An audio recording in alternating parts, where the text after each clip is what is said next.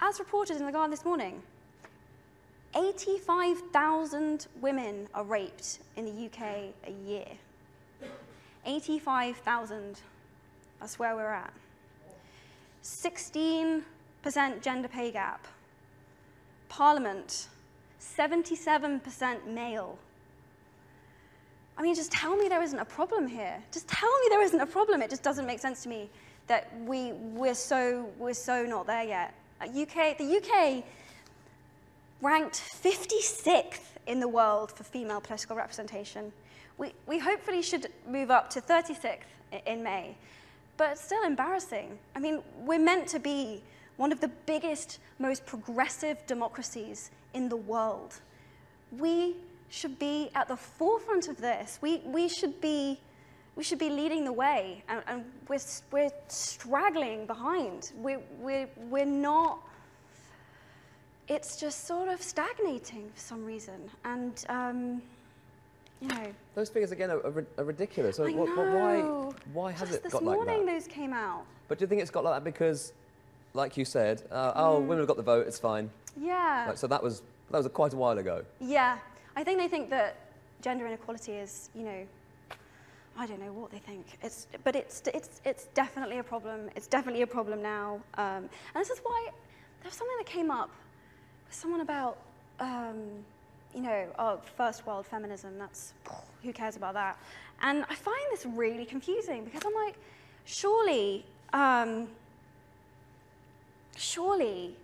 been incredibly privileged, and I haven't been held back because I'm a girl, but surely it's therefore my responsibility to make sure that other women have access to the same privileges that I have. Surely surely it'd be bad if I wasn't doing this. Like, you know, making sure that what I've been lucky enough to receive in my life is extended outwards. So yeah, crazy figures, really upsetting figures. I wanted to address, I think we've kind of covered this, but I wanted to address it because it was talked about a lot on your Facebook page. But obviously it generated a lot of conversation when you did the UN speech. It was something crazy like 1.2 billion social media conversations. I mean, that's great. That's a great start. A lot of people were, not a lot, but there was a lot of criticism from about the role of women in the movement. Okay, so that was kind of, all right, well, is this a man's club type thing? Is this men saving women? But I think it's very important that that's not the message from this campaign at all. No, it's not about men saving women, and I think it's a misunderstanding. I think that's a misunderstanding. I think women are already in the club. We're already in the club, and because it's our movement. It's our movement. It's not a men's club, it's an equality club for both genders. It's an equality club for both genders. It's about men coming in support of women and women coming in support of men. It's both of those things. And Gloria Steinem actually, so cool, Gloria Steinem gave a speech last week at a HeForShe event in New York. Surreal and amazing. And she used this really beautiful, kind of amazing metaphor. She said that the human race is like a bird, and it needs both of its wings to be able to fly. And at the moment, one of its wings is clipped, and we're never, ever, ever going to be able to fly as high unless you know, we're both in support of each other. That's it. I mean, we created HeForShe specifically at UN Women because we wanted to create a space where men felt that they were able to express what gender inequality was like for them, because we knew that historically, you know, they hadn't been given that space, they hadn't been given that safe space. But we want them to be part of the solution and the conversation, and we want them to be taking action with us, and we want to do it together. Yeah. Well, I feel like that's a good moment to say, get yourself onto the website and pledge your allegiance, really, isn't it? Please pledge your allegiance. There's lots of you saying that you support it, but go and it takes like 2 seconds, I promise. I hate filling in online forms. I get it, it's so boring and annoying. But you literally just type in your name, and then you tick a box, and it's like 10 seconds. But it would be really cool if if we could have more people. And that's HeForShe.org. Actually, sorry, it's not. It's a, yeah, it's a commitment. That's what it is. You go on the website and you make your commitment. Please, if you're a man and you believe in equality and you're one of those cool male feminists that I've been meeting recently, go and put your name on our website, HeForShe.org. I'm a male feminist, but I'm not particularly cool, but that's still counts. That's fine. Right? Okay, sure. We that's fine. Uncool men are welcome too. Okay, we love great. you too. Good to know.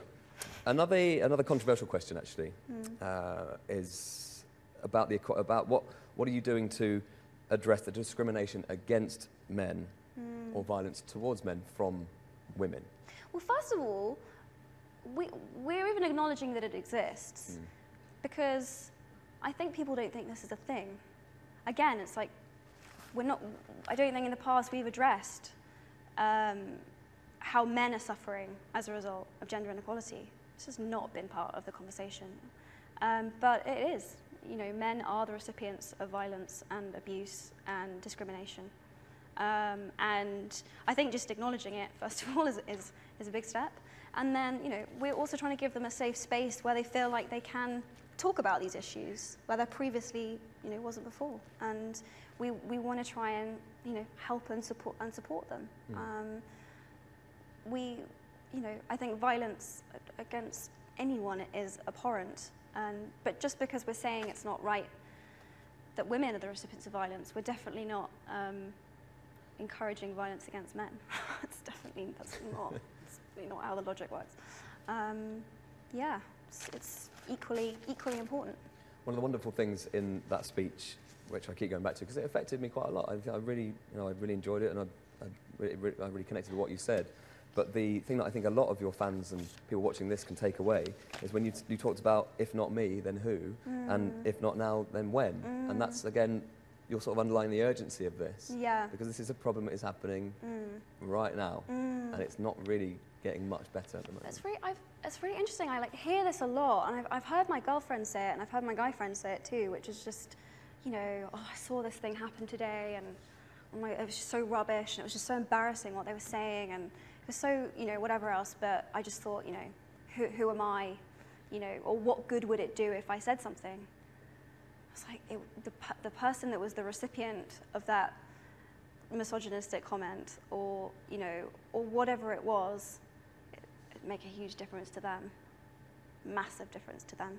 Like, could change their day, their month, their year, maybe even their life, really could. So don't ever hear in your own head, who am I to say something? You are a human being, you are a person, you can 100% change the world. And it's small ways, it's everyday ways, it's the little things really count and really matter. And be brave, be brave, be brave. We have a little bit of time for some questions from the audience, if that's all right. So if we do have anybody who would like to ask a question, yours was the speediest hand I've ever seen, sir. That was straight up. The guy in the Hogwarts jumper. So brace yourself. Okay, I'm braced. Wait for the microphone. Okay. Hi, Emma. Hi. Can you hear me? There we go. I think we're on now. Yeah. Hi, Emma. I'm Thomas. Every time I'm involved in a debate about gender equality, specifically equal pay, the most frequent argument I hear against it is that it shouldn't be fair for women to be paid the same as men. Sorry. Because it's more likely for women to be taking time off on maternity leave. Obviously, that's not really fair at all. Not really fair, but what would you have to say to people who have that argument? Gosh. Yeah, I've come across this argument a lot.